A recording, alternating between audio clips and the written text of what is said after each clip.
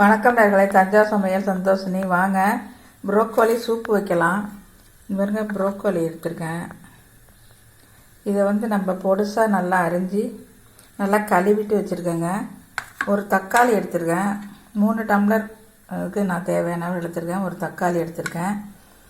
கருவேப்பிலை எடுத்திருக்கேன். ஒரு மிளகாய், கொஞ்சம் பூண்டு, இஞ்சி நசுக்கி வச்சுருக்கேன். வெங்காயம், கொஞ்சம் ஜீரகம், உப்பு, மஞ்சத்தூள், கொஞ்சோண்டு சோள மாவு நம்ம கரைச்சி கடைசியாக ஊற்றினா டேஸ்டியாக இருக்குங்க.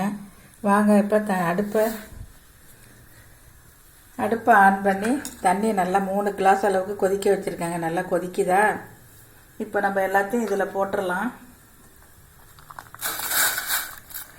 வெங்காயம், பச்சை மிளகாய், இஞ்சி, பூண்டு இப்போ நசுக்கி போட்டாச்சுங்க. கொஞ்சம் ஜீரகம் போட்டுடலாம். ரொம்ப ஹெல்த்தியானதுங்க. குழந்தைங்களுக்கும் கொடுக்கலாம், பெரியவங்களும் சாப்பிட்லாம். தக்காளி போட்டுடுறேன்.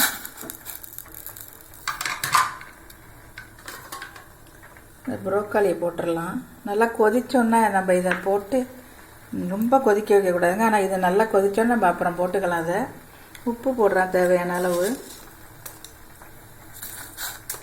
மஞ்சத்தூள். இப்போ இறக்குனதுக்கு அப்புறம் தாங்க அந்த சோள மாவு கரைச்சி ஊற்றணும். மஞ்சத்தூள் போட்டாச்சு. இப்போ நல்லா கொதிக்கட்டுங்க. இது இப்போ நல்லா கொதிச்சிருச்சுங்க. இப்போ நம்ம இந்த ப்ரோக்கோலியை போட்டு கொஞ்சம் கொதிச்சா போதும், ரொம்ப கொதிக்க தேவையில்லை. அப்போ தான் சத்து அதில் இறங்கும். ஒரு 2 நிமிஷம் நல்லா கொதிச்சா போதுங்க. கொதிச்சிருச்சு. இப்போ நான் இறக்க போது சோள மாவை போட்டுக்கலாம். கரைச்சி ஊற்றிக்கலாம். ஒரு ஸ்பூனு. டேஸ்டியாக இருக்கும்.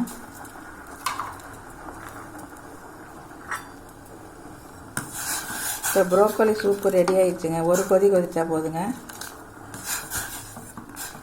இந்த திக்னஸாக இருக்கும். வேற என்ன,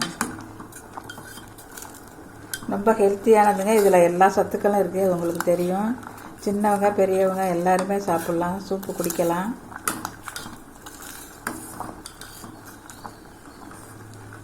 நீங்கள் இதை அப்படியே வெளியில் தூக்கி போடாமல் இதை எடுத்து கொஞ்சோண்டு கடல மாவு போட்டு பக்கடா மாதிரி போட்டிங்கன்னா சூப்பராக இருக்குங்க. இதுவும் வேஸ்ட் ஆகக்கூடாது, நம்ம சாப்பிட்லாம்.